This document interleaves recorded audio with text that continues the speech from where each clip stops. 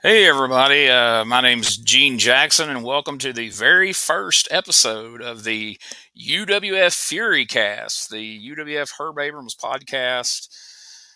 Yes, someone has decided to make a podcast series about Herb Abrams UWF, and I'm being joined by my co-host who has decided to go along in this endeavor with me. I don't know how quickly he may come to regret that, but he's here along for this ride. Welcome, Mr. Bob Anderson. Bob, how are you doing, man?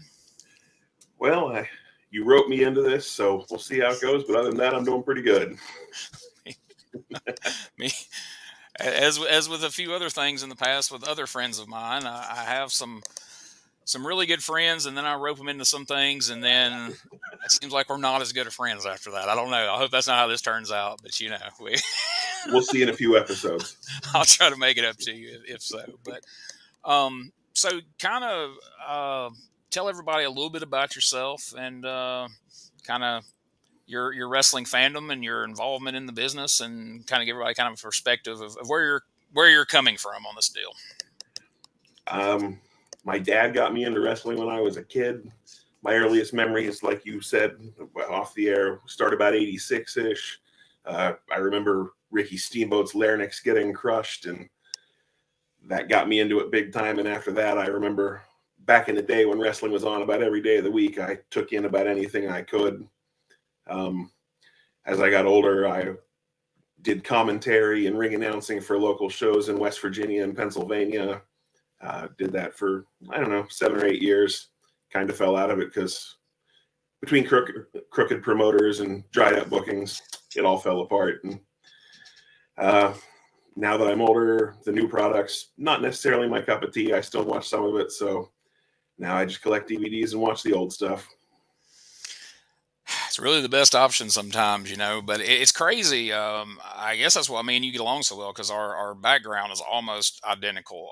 My dad, I could remember being in my room playing with my GI Joes or Transformers or whatever. My dad would be like, "Hey, come look at this! Come here, look at this!" And Jake the Snake would be putting the snake on somebody, or the Road Warriors would be just beating somebody to death on Saturday night. And over time, it got to where I'd see him put it on, and I would just come on in there and start watching it. And then it got to be where I was having to call him in there to see things. And then it got to where, like you, I was just watching any bit of wrestling I could get my hands on.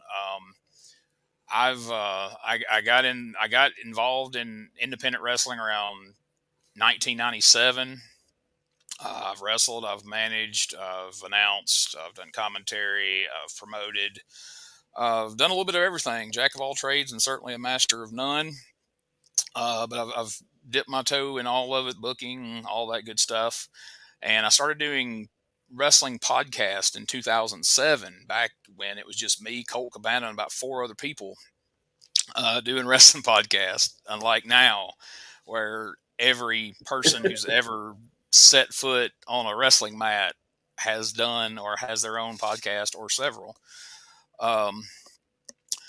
But I kind of touched on this. So real quick, we'll talk about this real quick at the top of the show. So UWF, a gentleman wrote a book about Herb Abrams UWF, and I've got a graphic, but it won't pull up right now. So yay, technical difficulties. There it is. Jonathan Plombon, Tortured Ambition, the story of Herb Abrams and the UWF. I did an interview with him recently. If you'd like to hear said interview or watch it, either one, there it is in his hand, the real thing. You can check that out and see what all Jonathan had to say. But as I kind of discussed with Jonathan in that, and kind of like you just touched on, in 1990, when the UWF was coming around, I was 13 years old. I just liked wrestling. Whatever wrestling I could find, I watched it. I didn't discern between good wrestling, bad wrestling. Oh, that match stunk. That was a 2-star match or whatever. So I remember reading about the UWF in the after mags and being kind of fascinated by it. It's like, hey, Mr. Wonderful, and a lot of the Dr. Death and a lot of these guys I recognize, and this looks like this could be pretty good. Cactus Jack, I remembered him being in Continental, World Class, Memphis. So I'd seen most of Cactus Jack's career up to that point, so I was pretty fascinated by him. So I really had a desire to see this, but in Mississippi where I was at, it wasn't, I don't know about you, but like there was no way to see it in the moment when it was happening back then. I finally got a hold of, I think the first thing I actually saw, I was at my aunt and uncle's house over in Tennessee, and everybody went to the store to rent some movies, and I ran right to the wrestling section. They had Beach Brawl. And so I was like, please, can I rent this? So I had to wait till everybody went to bed at the end of the night, and I sat and watched, Beach Brawl. And then later, over the years, I've come across the other VHSs, and I actually have all of them over here on the other side of the room. And I meant to mention this before we went on the air, but I'll just say it here so everyone else knows too.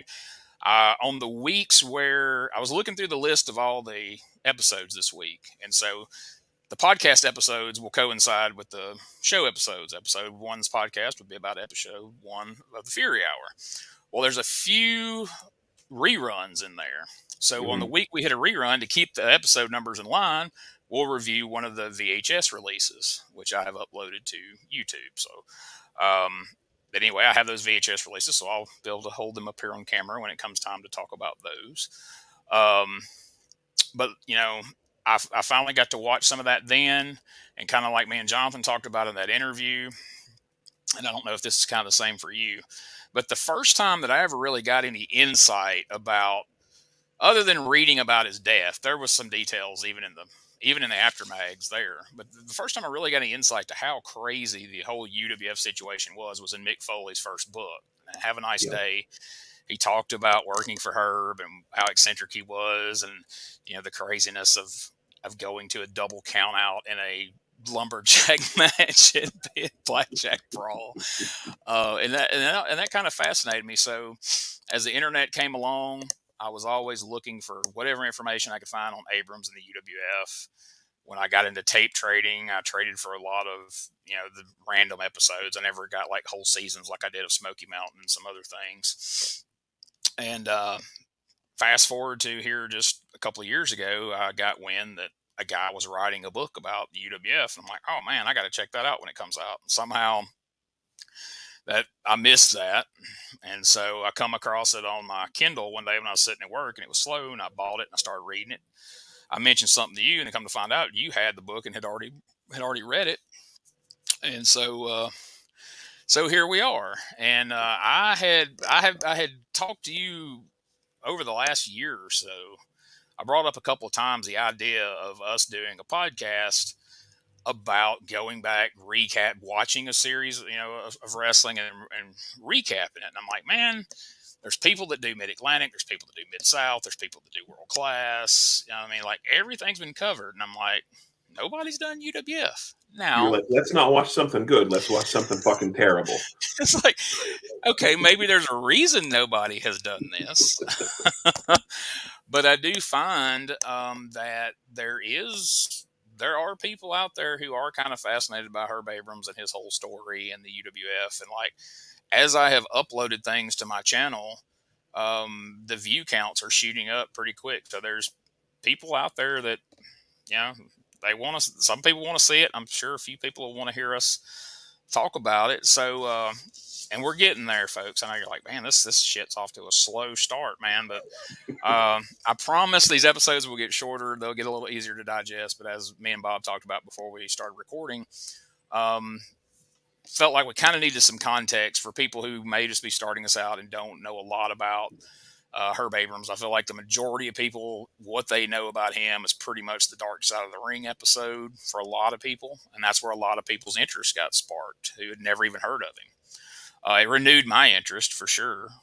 After I watched it, I started going online watching some old UWF stuff, and my comedy alter ego started his own wrestling promotion called OWF, which is based off of Herb Abrams and the UWF and all that. So I guess you got to start, before we get into this, you just kind of start with like, okay, who the hell is Herb Abrams? So I've been talking a lot. So let you read the same book I did. So kind of tell me your perspective on that, and then we'll kind of go from there. I mean, it seems like he started as a money mark, the same way most of the promoters I've ever worked for, and I think you too. Owned a bunch of clothing stores, decided he wanted to be in the wrestling business. And I mean, I don't know what they say. He owned 4 or 5 clothing stores. Decided he Yeah, wanted to start the a wrestling number has promotion. varied, but it was large women clothing stores, which in itself is kind of, I don't even know how you get into that biz. Like, I've never been able to see his story from the beginning, so I don't know how he got into Right. full-figured women clothing stores or whatever, but apparently he made a bundle of money doing that. Decided that he wanted to bring wrestling back to the glory days, as they all do, Right. and as many of them do. He didn't want to just be like, "Hey, man, let's put a show together and see how this thing goes." It's, I want to take on Vince McMahon before the first, Everybody before, does. before there was a name, before there was a ticket ever sold. I'm going to go head to head with Vince freaking McMahon. You do have to So give him credit because unlike most of them, he got TV. he come out of the gate strong, man. Like, I was about to say, like, he went from I want to be involved in wrestling to somehow, and some of this may explain the book, but as I'm thinking back, it's all kind of sketchy. I read it pretty quick, but I do know that, like, he somehow met with Brian Blair, Yep. met up with a friend of Brian Blair who has a lot of money, and I guess separated from Brian and talked to this guy. Next thing Brian knows, this friend is giving him this huge business loan, and that was the initial funding. And then somehow Jack Armstrong, who's a old school wrestler from out in California, gets involved. It's his idea. My understanding is it was his idea to be Universal Wrestling Federation. And Jack Armstrong swears it's not because Bill Watts had the Universal Wrestling Federation. Totally unrelated. Yeah. But here we are. So they decided to call it UWF. He talks to some promoters out in California. Starts trying to find a venue. He steps on some toes in the process of doing that. And a lot of these details we're going to skim over. You can read the book if you, I mean, this will be a 3-hour podcast if we try to Right. go into all this. And it's not really relevant. But again, he's wanting to hit the ground running, compete with Vince McMahon. And according to a few different sources in the book, you're talking about a guy who is starting out running shows that are costing him anywhere from 50 to 60 grand per taping, which is crazy Yeah. at that time. This is 1990. So for context, let's take a step back. Professional wrestling in 1990. Ultimate Warrior's on top of WWF. He just beat Hogan at WrestleMania. They're running with him as the champion. Over in WCW, Sting has beaten Ric Flair at Great American Bash 1990. They're running with him as champion. AWA is running the Team Challenge series. AWA is running the Team Challenge series in front of green screens of people who aren't actually there. It was a unique time in wrestling, and not necessarily a great time business wise. And something that I touched on with Jonathan and me and you talked about recently. It was also a time that wrestling was starting to change to where, in this era and previous to that, wrestling television shows existed for one purpose: to promote the weekly towns that they ran shows in. And then that evolved into promoting the pay-per-views, which were quarterly at best at that point. And that's the only reason you ran a TV show. Wrestling TV shows weren't done for ratings. They weren't done for selling commercials. It was done to sell tickets and sell pay-per-views. So you had, before Herb came along, there was this promotion called IWA that ran on Sports Channel America. It was kind of the same basic premise where they did these tapings and they gathered up names, Jerry Lawler and Tony Atlas and all of these different people.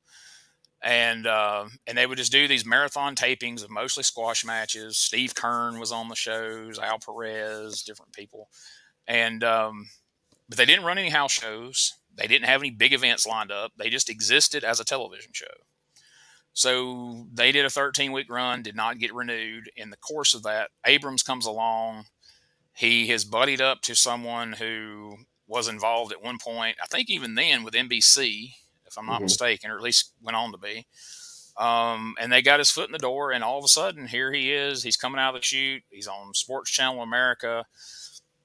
Not to go too deep into that, but Sports Channel America is an interesting concept where, somewhat like ESPN, it was carried across cable systems all across the country, but they would plug in local sports at the times that they played, and then when that was over with, then it went back to general programming, and UWF was part of that general programming.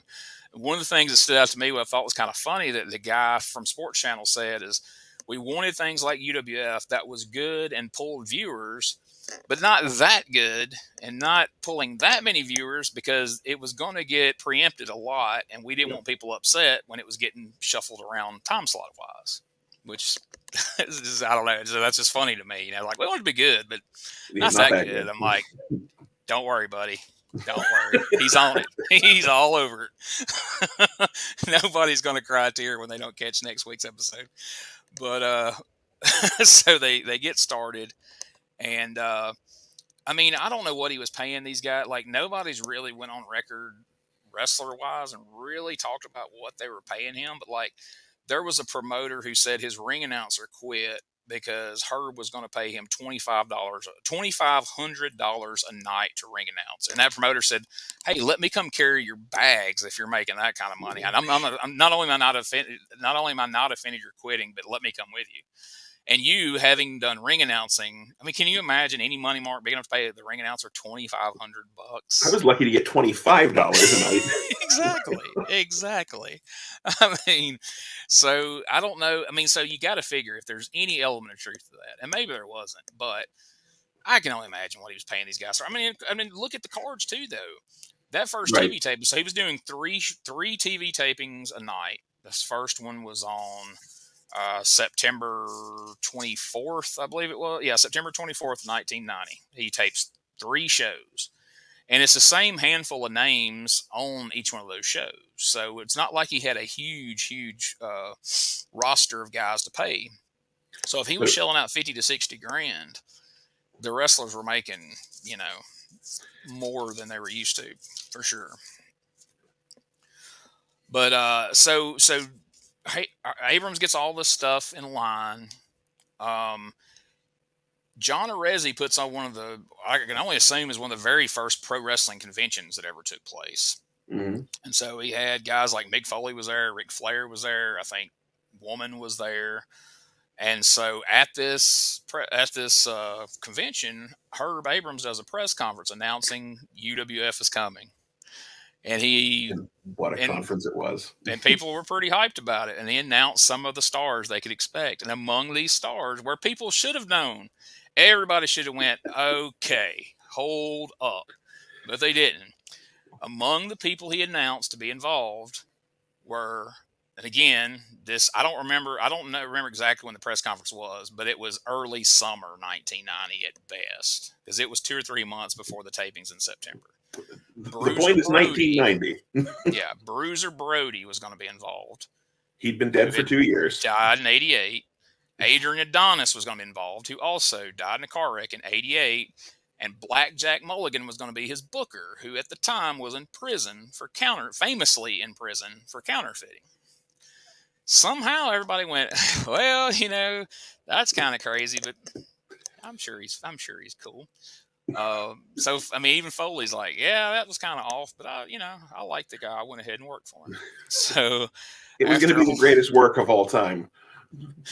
It's so to say that out loud now. I mean, just to think now, if like somebody came along with all the wrestlers that have passed away now, I was like, yes, man, we're fixing to start a big promotion, and start rattling off people that are, aren't still alive. Right. I mean, they would get, but you got to think too, though, there was not a Twitter for everybody to go drag Herb Abrams on Twitter. Like, you really didn't hear it if you wasn't there. And it didn't get reported on very heavily in the magazines, because I don't remember hearing about that. And I didn't subscribe to the dirt sheets back then. I'm sure Meltzer shit all over it. But. Oh, yeah. Well, we'll get to that in a minute, because, apparently Meltzer was not a fan from day one. And I'm sure this had a lot to do with that, amongst other things as well. But so he gets started. He ends up, like I said, there's some controversy to how he got it. After canceling a show, which you can read the book to find out the details of that, he finally lands his first TV taping at the Reseda Country Club in Reseda, California. It was taped September 24th, 1990, 450 people. at the Reseda Country Club, which, in any day and time is not bad for somebody's first outing, for a TV taping, because TV tapings are notoriously awful. They just are. I mean, but anyway, so we're on Sports Channel America.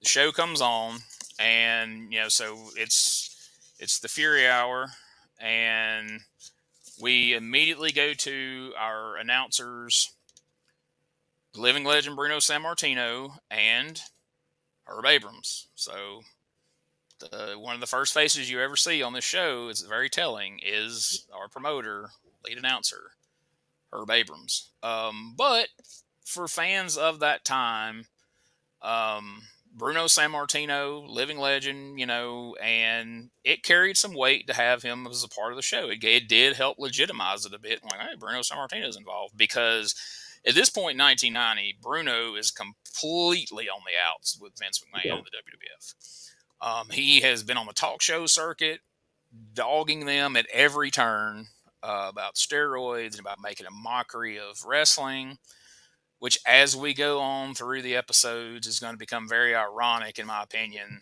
because Herb's going to do a lot of stuff that's going to make a mockery of wrestling. And we'll actually address that again here in a few moments. But so the very first match that comes to the ring on the very first episode of the Fury Hour, Dr. Death Steve Williams, who is already a pretty big deal in Japan at this point, in and out of WCW. And his opponent, Davey Meltzer, who is actually... Go ahead. I was just going to say, like, at the time, that probably meant something to only, like, 1% of the audience. But looking back on it, good Lord. Yeah, I mean, it's a guy named Adam Michaels, who is a trainee of Bill Anderson, who will also be on the show in various forms. Yes, not Bill and Bob Anderson, not related, nor are they related to Arn and Ole. Lars, maybe, I'm not sure. But yeah, so all right, so a couple of telling things right here. We're in our opening moments of the very first episode. We've got the promoter on screen as the lead announcer. And our very first match, we're taking shots at dirt sheet riders, calling our first jobber we see Davey Meltzer. And again, there was no internet.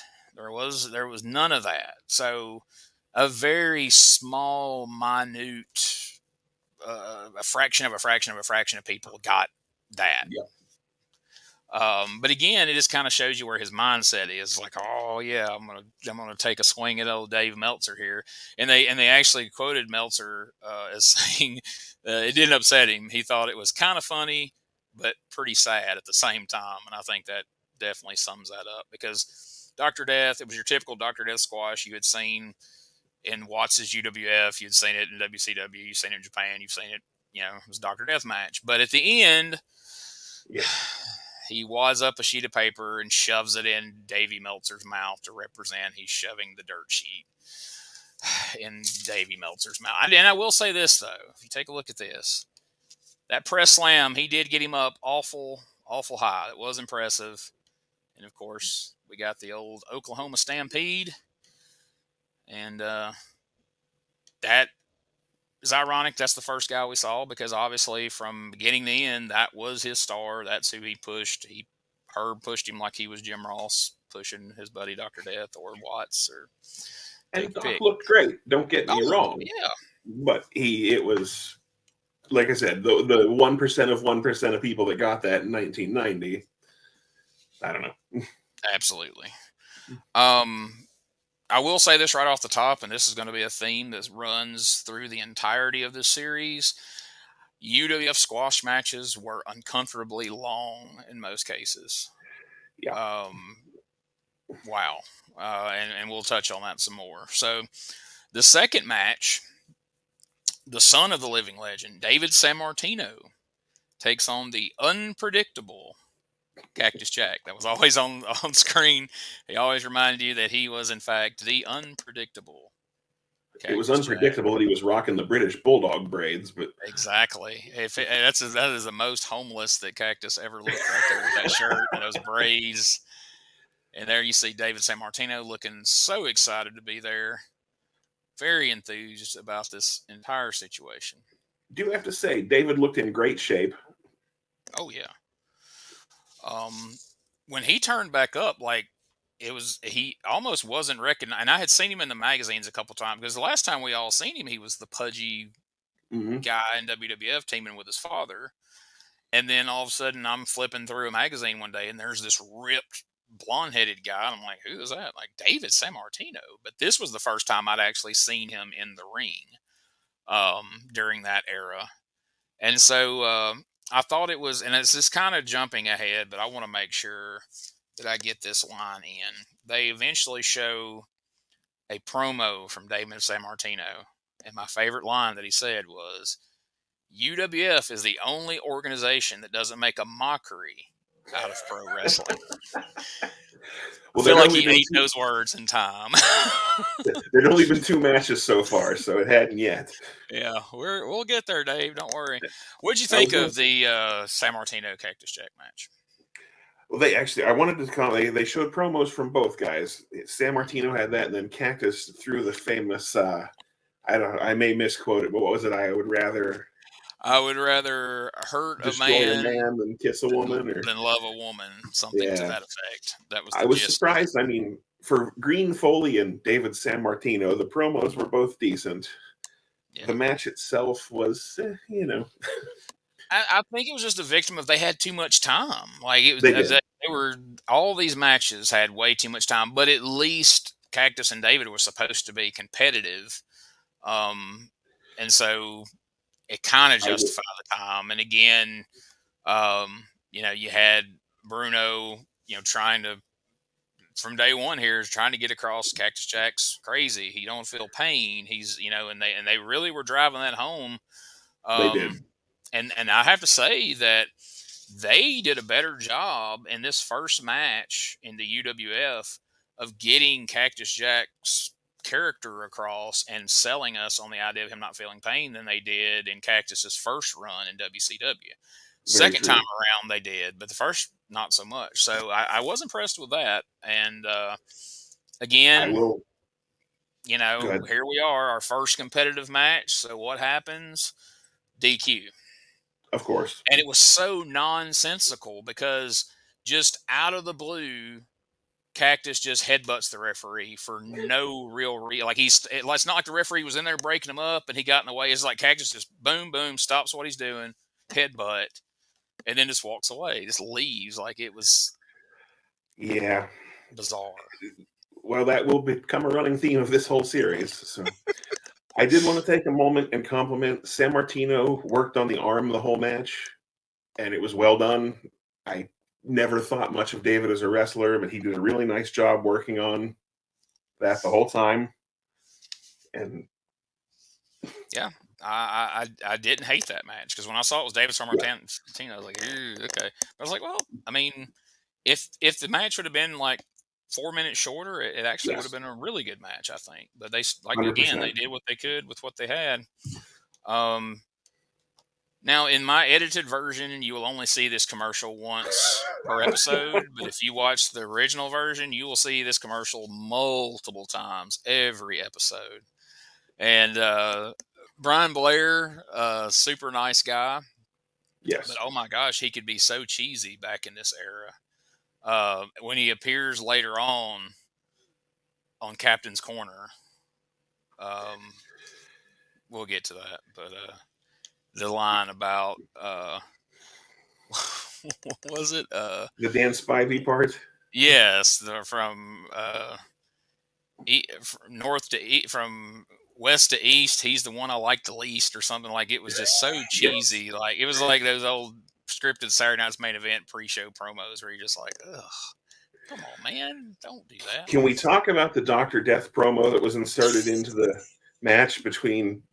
Yes, holy shit, was he coked out of his mind or what? He was coked out of his mind. He's got his skull shirt with a faint sign of a rebel flag behind it. But it's 1990. You could do that back then. That wasn't a talking point. There was no specific line that did this, but you just have to see it because he is. It's fucking amazing. Like that was. Wow. The following promo is brought to you by cocaine. Is what you felt like you Yes. needed that disclaimer at the beginning of it, you know. Yes. To, Commercial consideration was definitely paid for by Herb's cocaine stash on that one. Wow. so from there you got Billy Jack Haynes, who this is before he went to WCW as Black Blood. This is before his big heel turn in Portland, and he took on someone. We're not going into why we're not going to go into why we know this name or why this is humorous to us. Spitball. But Tim Patterson, who for unbeknownst to anybody why is referred to as Spitball Patterson here, because why not, I guess. I don't know. I was waiting for some kind of explanation as to why they would call him that, but because he's a pretty big guy. I mean, you think somebody the size of Davey Meltzer would be Spitball, whatever. But Patterson was actually a little taller and a little bigger than Billy Jack Haynes, which I probably wouldn't have paired them off just because the first time I show Billy Jack on TV, I don't want him, oversized by the guy that he's going to squash. But I doubt that kind of serious thought went into any of this booking. It certainly looks like Billy Jack switched to unleaded since last time we saw him. Oh yeah, his mullet looked great though. So, like I said, I was a big mark back then, but there still were certain guys that even as a huge mark, even in like 87 and 88 when I was just first getting when he was in WWF and he had the yellow trunks and the stupid hat and the green, sweatbands, I never gave a shit about Billy Jack Haynes. Never, I couldn't. When he come on the screen, it's like, oh God, fuck, okay, all right, I need to go to the bathroom or something. Like, I know we're trying not to get off topic. Can I float a theory at you? Oh, please do. Yeah, you're welcome. Yeah, we can get off topic a little bit. For years, I've thought that they had a surplus of Billy Jack hats and just tore the green band off and gave those to the Undertaker. Oh just my God, I hope that's true. I hope that's true. If I ever somehow, some way get to be at a Q&A with the Undertaker, best believe on your behalf, I'm gonna be like, look, I can't claim to have came up with this theory, but I'm here to voice it. And I'll watch him hide his head in his hands, I'm sure, and be like, I hope that's not true. But, I just wanted to float that. That's awesome. I have two things to say about this match between Billy Jack and Patterson. One, I was excited to see Patterson actually get some offense since, we haven't seen any jobber offense before now. And two, when Billy Jack threw the fucking German suplex, I popped because who knew that Billy Jack knew a German suplex? Apparently Suplex City is Portland, at least in 1990. Yeah, that did surprise me. It really did, because that was the one reason I wasn't real crazy about Billy Jack. Because just his matches were just, boring. He just built up to a full Nelson, and oh boy, a full freaking Nelson! Yay! What, you didn't enjoy seeing him throw 8 forearms and then put on the full Nelson? Man, Billy Jack versus Hercules is like human Xanax for me. Like, the greatest part of that is when Hercules busted his head open with the chain. But other than that, I could have did without every bit of that. Jeez. So then after the Billy Jack match, we seen another press conference. This was not the infamous one we referred to at the Reseda convention. This is one they threw together at a show about 3 days prior to the event, where it's Herb sitting at a table with Spivey and Brian Blair. And the only thing that stood out to me about this was this is 1990, and the comments they made felt a little shooty as Blair says, yeah, seems like you haven't really done anything of note since without Sid Vicious around. And you can see on Spivey's face that looked like it legit. Either he's a great actor, and I don't know that to be true, but you can tell that just went up his ass sideways, because he goes, well, at least I ain't working behind a desk at a gym somewhere. And I'm like, whoa. And then he grabs a jug of water and smacks him with it, and, it breaks down. But it just didn't feel like, as corny as Brian's wrestling promos usually are, it just didn't feel very promo-y. Like, that felt a little close to the bone. Like, the Sid Vicious line was kind of stiff. And then the line about him working at a gym, I was like, right. I just couldn't stopped staring at Herb grinning like a fucking idiot during the whole thing. So. That will be a running theme in this whole UWF debacle. It's like you just pulled a fan off the front row, plucked them out, and then stuck them in the middle of all these things because and it's not a bad thing necessarily, but you just see it all over his face. It's like nobody's happier than Herb for most of this, Right. and I'm surprised he could control that being next to Bruno because they talked about what a huge fan of Bruno he was growing up and all that, and see that was the kind of thing like. It annoys me to no end, but I understand fans who like only know Jerry Lawler as the puppies guy on Raw, Right. because that's all they've ever seen him. And I grew up watching Memphis, and he was the king of Memphis. But for me, until I went back and saw like that Coliseum video where like Bruno, I mean, I knew they call him the living legend. He'd been a champion, but the only thing I saw of Bruno or knew of Bruno besides pictures and magazines was he was the commentator on Superstars who barely got a word in edgewise. And then later, I found out, what his, name meant and who he was in the grand scheme of things. But again, getting to work with Bruno, I'm surprised he wasn't just grinning like an idiot every time they were on screen together. But he controlled himself, so kudos for that. So then we go to the I guess I've got this stuff written down right. I had to rewrite some of it because I got it out of order. But I think we went to the captain's corner there. We already kind of mentioned with Brian Blair. Unfortunately. Sets up. And so, okay, well, let's comment on that too real quick. So, Captain Lou Albano, who legendary figure in wrestling, manager of champions, the guiding light. He managed 50 million tag teams, and he was in the Cyndi Lauper video, and he was part of the rock and wrestling era of WWF. I was never a huge Captain Lou fan. I didn't have a feeling one way or the other so much about him, but holy cow, man. Like, I understand that this was big for Herb. Like, okay, Bruno Sammartino is a big WWF. People relate to him, especially up in New York and everything, relate him as a WWF guy. Captain Lou is pretty much a poster child for WWF, even WWF for years and years. So I understand why you want to have him there. But holy crap, man, like most of the shit Lou says is just nonsensical. When we get further into the episodes, like those Florida tapings where Bruno did commentary, holy crap. Like, it's so bad. It is so bad. Like, well, even just this, like, when they first cut to Albano, he looks like he wants to be anywhere else in the fucking world. And then he goes from 0 to 70 in like 5 seconds, and he's out of his mind. Like, I'm like, I don't even know what's happening here. Then Blair starts cutting his cheesy, terrible promo that you were quoting earlier. And yeah. And then he makes the bee noises at the end, and I just wanted to shoot myself. So the two of them together, like, separately they were bad, but then you put the two of them together, and I was just like full body cringe. Like, oh, like, I like Brian Blair. Like yeah. Like, since we were promoting the one book earlier, like Brian Blair's book's probably one of the 3 best wrestling books I've ever read. And I really like him as a talent, but holy shit, these promos are terrible. Yeah, it was really, really just corny 80s, just cheesy, like stuff you'd see on Saturday morning Rockin' Wrestling, Hulk Hogan's Rockin' Wrestling type stuff that was written by a terrible script writer. And I look forward to Bob sharing some stories from that Blair book, because again, Blair is one who was there from day one of this all coming together. He was very much a reason this all happened, be it his friend's money, all the way to the day the doors closed. So you'll hear a lot about Brian throughout this whole process, and I'm sure there'll be some stories to share from that book, as well as some different interviews I've watched with him over the years. So then we go to Colonel De Beers. Wait, you're skipping the Billy Jack Haynes promo.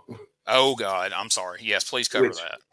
It was terrible, but he did say that he loved little kids, so I just wanted to point that out. Maybe that's why I subconsciously avoided it.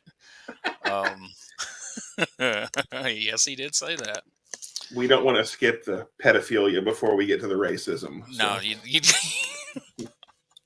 I think that's a pedophilia. We cover it all in this podcast. That's right. But I think there's an order of things. I think it's long known in broadcasting. You always put the pedophilia before the racism. And here, me being the more experienced one, Bob's having to put me in my place and show me that, hey, Sorry. let's not jump to the racism pile. We gotta cover the pedophilia, and then you get to the Colonel De Beers. Wonderful. Again, another guy who despite how much I ever tried, could not make myself give a shit about. No. My first memories of him was in AWA, and I just found him completely uninteresting. The South African racism thing kind of went over my head for the most part. The only thing I ever remember about the guy was the angle in AWA where he did the pile driver on Snuka on the concrete, and Snuka bled like he'd been shot in the face with a shotgun. I do remember that, and then him calling him a, whatever. Yeah. And moving on. But yeah, get the turkey kernel. I just never. I don't know. I never. So when I went, when I watched these the first time years ago when I was trading for tapes, I would always I was like, Colonel Beers, fast forward. Like that was just Billy Jack Haynes. When I watched this show yesterday, it was the first time I'd actually watched those matches because they were just automatic fast forwards for me back in the day. So, but I missed out on the wonderful angles of him and the referees and things like that, which I think that comes up next week, I do believe. So we won't go into that now because we got to have something to talk about next week. But going from there, let me make sure my notes are kind of smashed together here. But next we're talking about Mr. Wonderful, right? I'd like to read you my notes on the De Beers match just because I think you'll enjoy them. Please do. Yes, please. Great. De Beers has a promo. Well, at least it wasn't too racist. Oh, shit. Now he's going to wrestle. Oh, God, this jobber is sagging his spandex. Oh, look, De Beers' eye patch came off during the match. Well, at least it's over. Okay.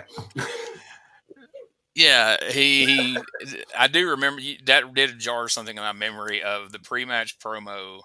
Or maybe it was after the match. I don't know. But the promo was, in the land of the blind, the one-eyed man is king. Yep, and then his eye patch came off in the middle of the jobber's offense. Yeah. So he does the old dual finish here. He does the knee to the back like Morocco used to do sometimes, and that could have been the end. But no, let's pick him up and give him a DDT too, because why the hell not?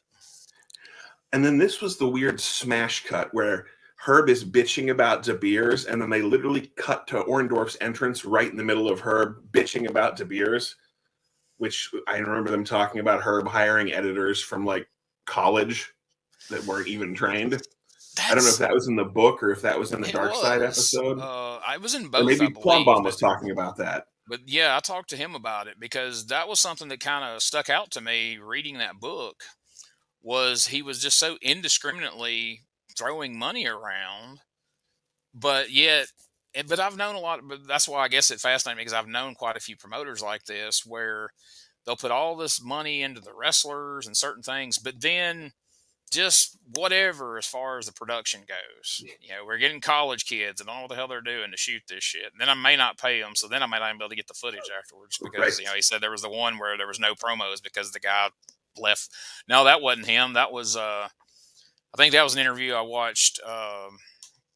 Sean Oliver did with Honky Tonk Man, I think, where one of the guys who was shooting that interview behind the camera, Sean Oliver's like, yeah, he stiffed the production team, so this guy just took all the promo tapes and left with them. So for the next 3 weeks of shows, there was no promos because that guy took all the interviews.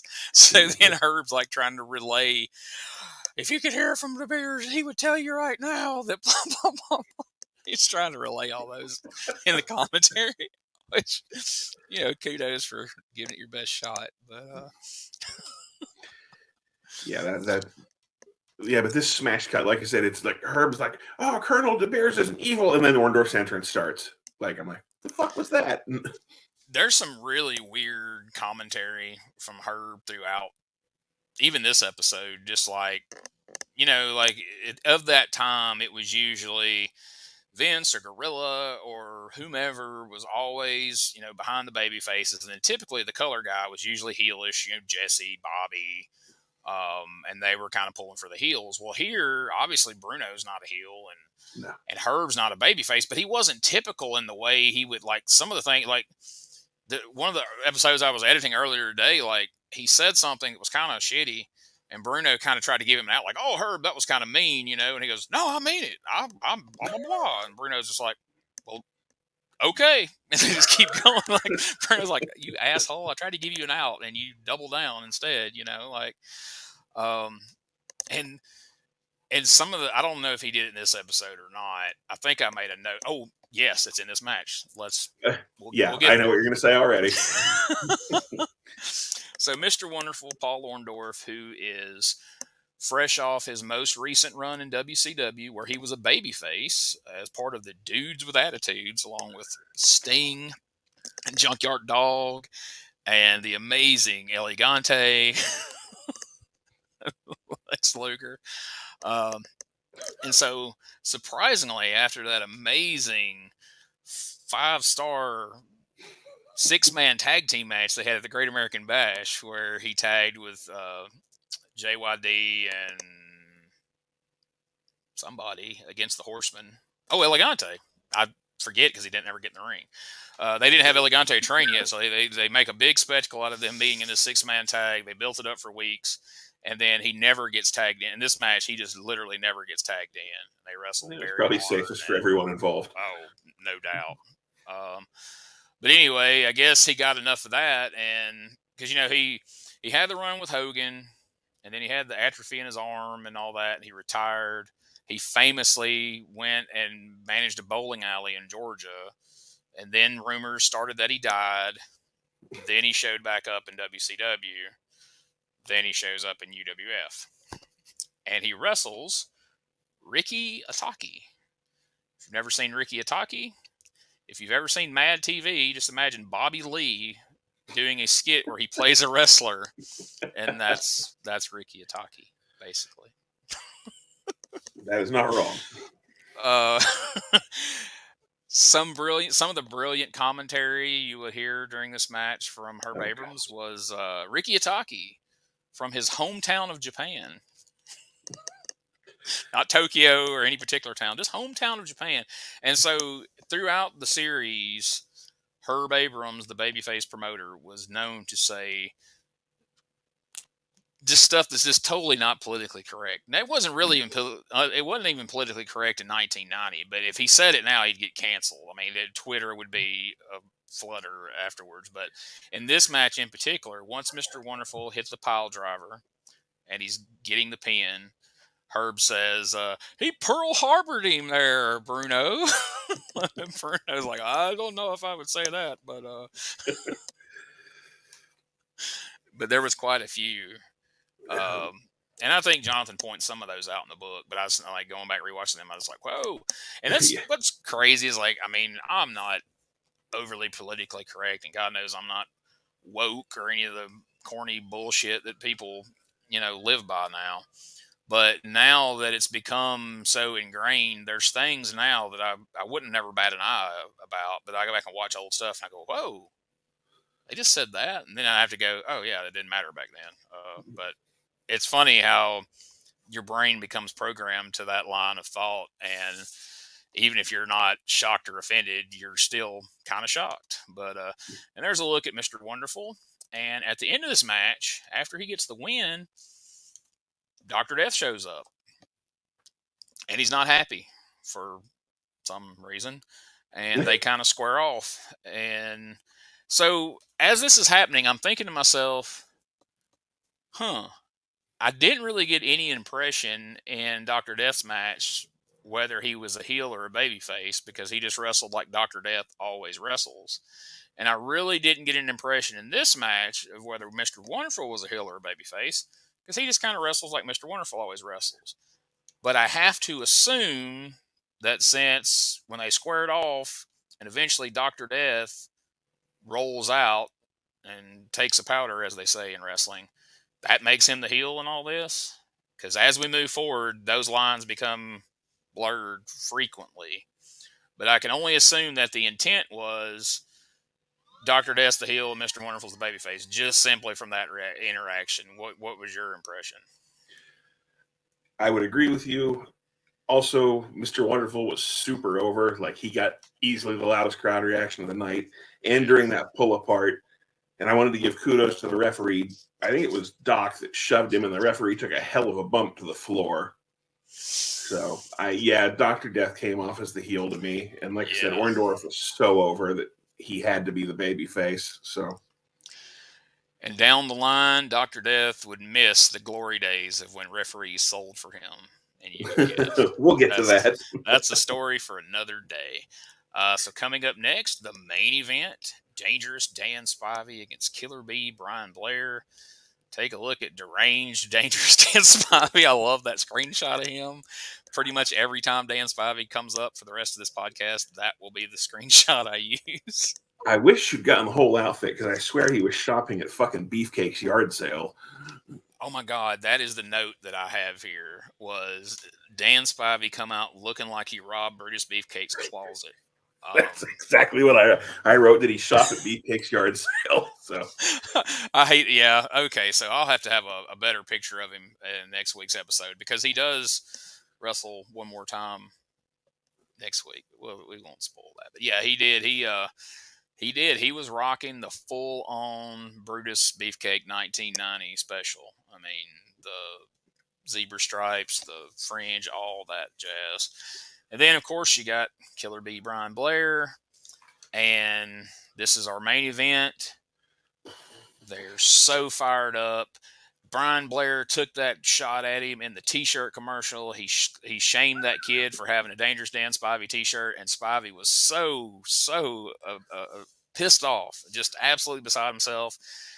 It turned from a wrestling match into just a violent, wild brawl. They ended up on the floor, and they were so mad they lost track of what was happening, and it was a double count out. You're giving it more credit than I would. Yeah, I went into hype mode there, I was going to say they started slow and tapered off from there. But so that's gonna be our role sometimes here. Is I'm going to give the hyped up what Herb Abrams would be paying me to say, and then you can be like, "No, Gene, that's not at all what happened. This sucked 3 bags of dicks to completion." My note was, this looks like a match they would show in the middle of prime time.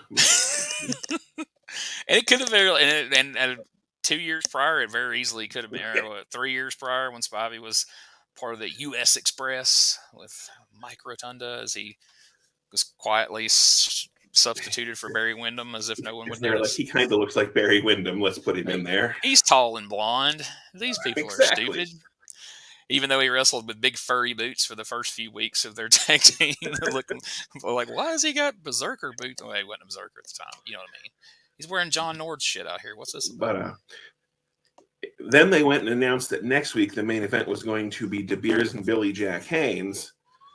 And I went, well, I'll take, Spivey and Brian Blair 100 times before I watched that. And then I was like, well, I guess this podcast's over. I quit. So. I honestly didn't remember that as I was watching it and making these notes. And I made the note of never gave a shit about Billy Jack Haynes. Always hated him. Never gave a shit about Colonel Beers. Couldn't care any freaking less. Next week's main event, Colonel Beers takes on Billy Jack Haynes. And I was like, wow. It was like somebody went back in time. Like, okay, what's next week's main event that Gene could not give any less of a shit about if he tried? Let's do Billy Jack and Colonel Beers. They were like, how do we cancel the UWF Fury Cast in week 2?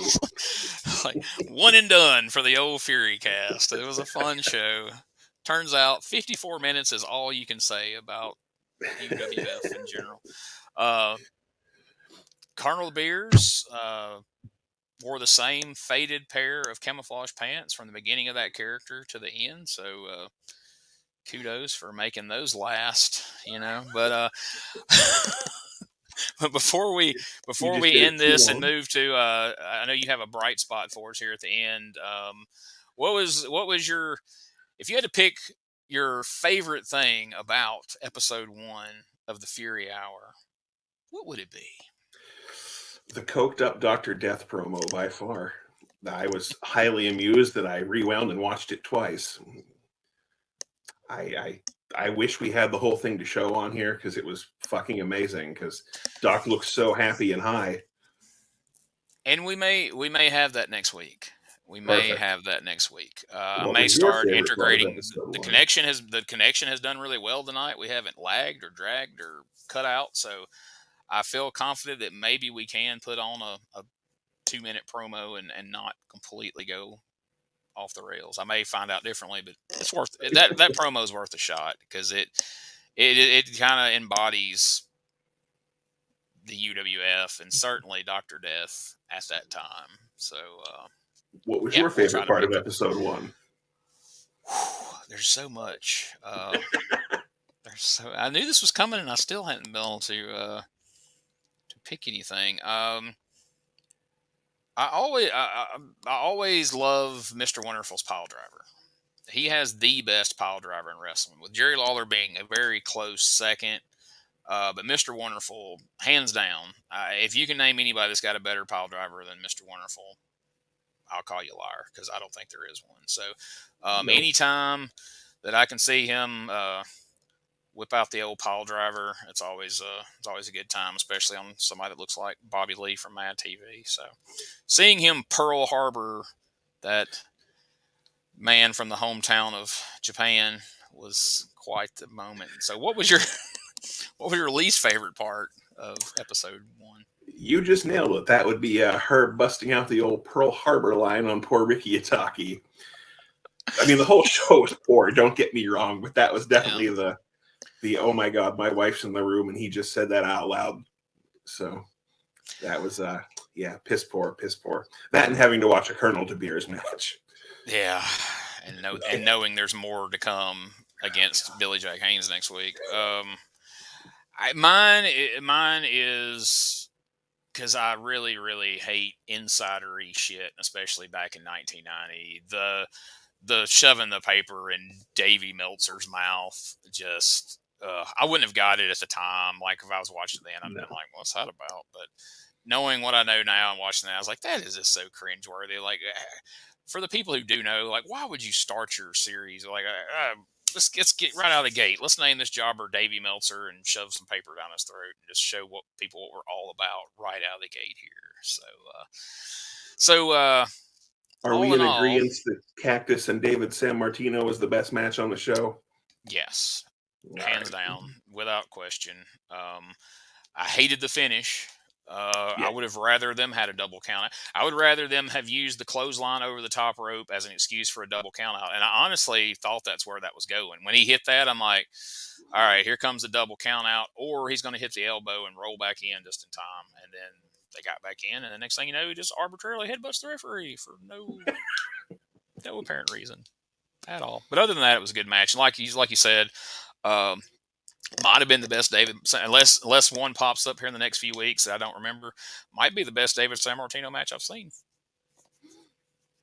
I know he wrestled Dean Malenko on Nitro later in the 90s, and it was decent, but yeah, I can't think of another David Sammartino match that was good, let alone decent. Well, I tell you what, your homework for next week, go into your DVD collection. I'm sure you've probably got about a 14-disc David Sammartino best of collection that you can go and study his career and make sure there's not one slipping your mind, you know. If there's a best of David Sammartino that's 4 hours, let alone 14 discs, I'd be shocked. Like, how many times did he wrestle Brutus Beefcake back in 1985? Let's see. Those great tag matches of Brutus and Johnny V against Bruno and David. Woo.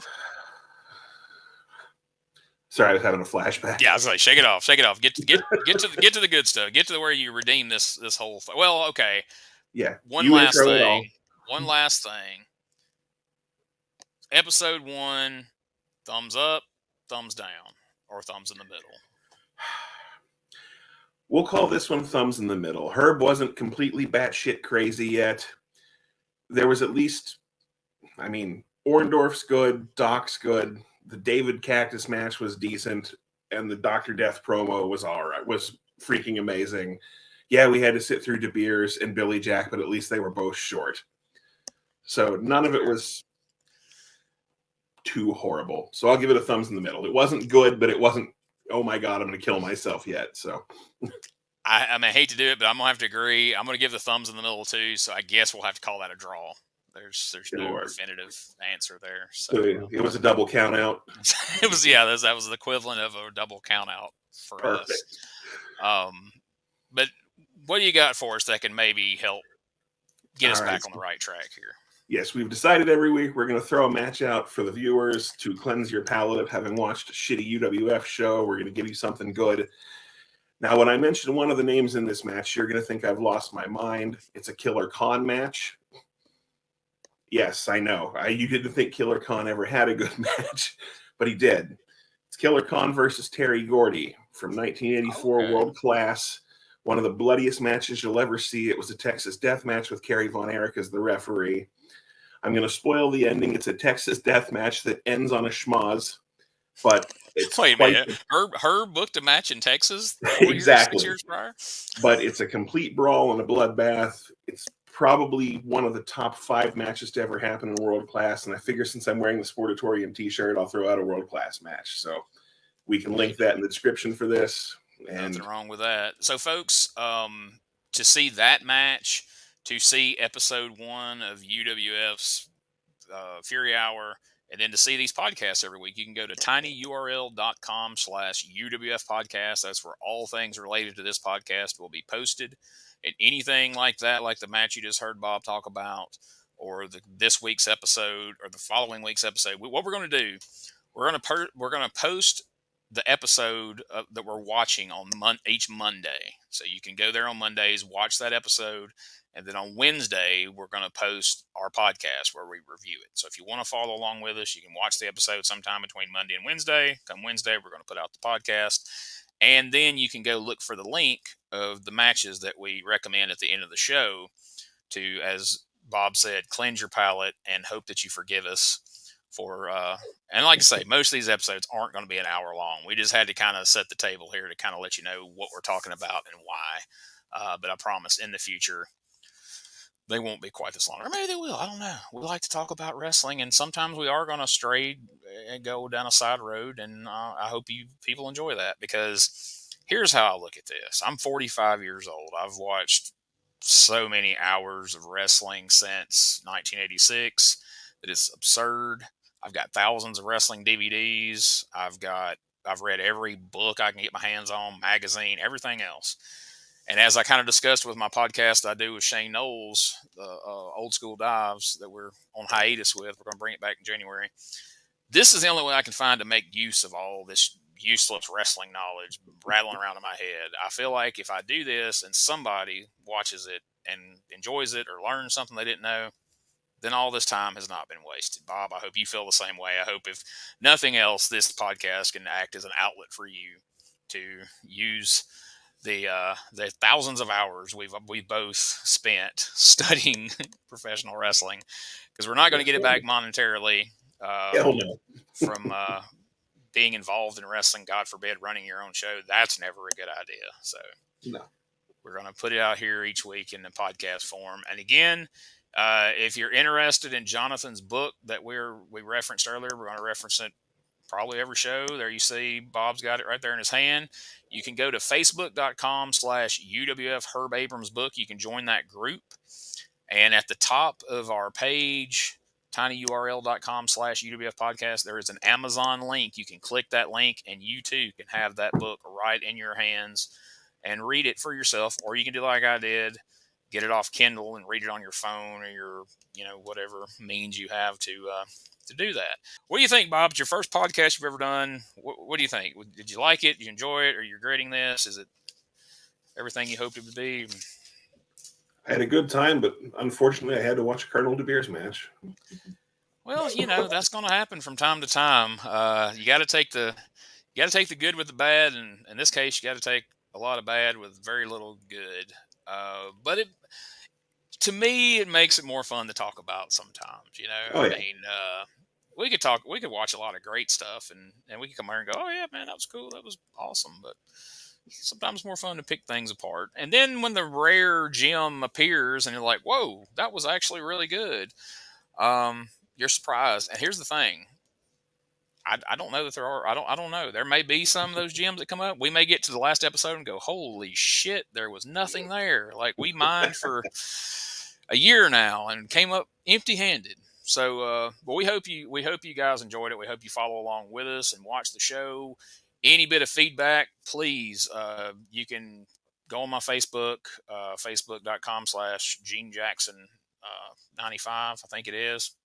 Again, thank you for watching, and we'll see you next week for episode 2. And remember, no, don't remember. Let's not talk about what the main event is going to be. It's still going to be a good podcast, regardless of how terrible the main event is. I promise you. So we'll see you here next week for another episode of the brand new UWF Fury Cast. See you next week. Later.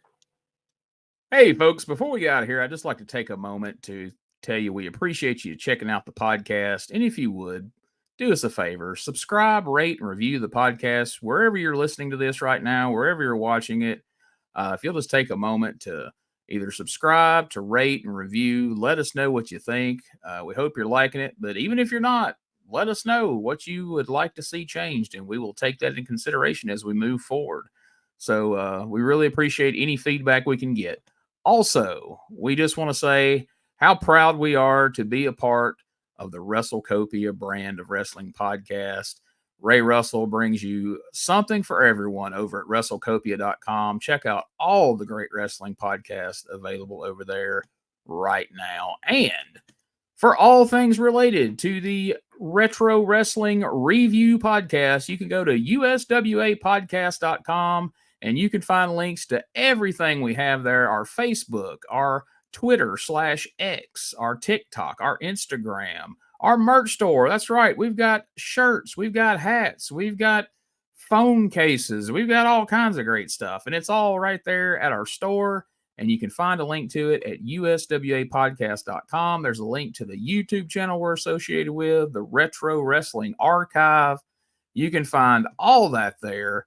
And if you have questions for us, if you saw something on the show that you have a question about or a comment about, if you've got some info to answer a question we have, or you had a question you want us to read on the air, if you want to work out an ad swap, if you want to have any kind of communication with us, you can go and send an email to uswapodcast@outlook.com, and I will get back to you just as quickly as humanly possible. And if you're a fan of Dangerous Conversations with Doug Gilbert, and if you've heard it, I know you are, check out DougGilbertPodcast.com for all things related to Doug's podcast. You can find links to our Facebook page for the show, our Twitter. You can find links to Doug's social media, his Twitter, his Facebook. All that's available there, plus a link to the YouTube channel. And if you have a question for Doug you would like for me to ask him on the air, you can send that question to DougGilbertPodcast@outlook.com, and we will get it added, and it will get answered in a future episode just as quickly as we can work it in. So we appreciate you listening. Thank you so much, and we'll catch you here next week for more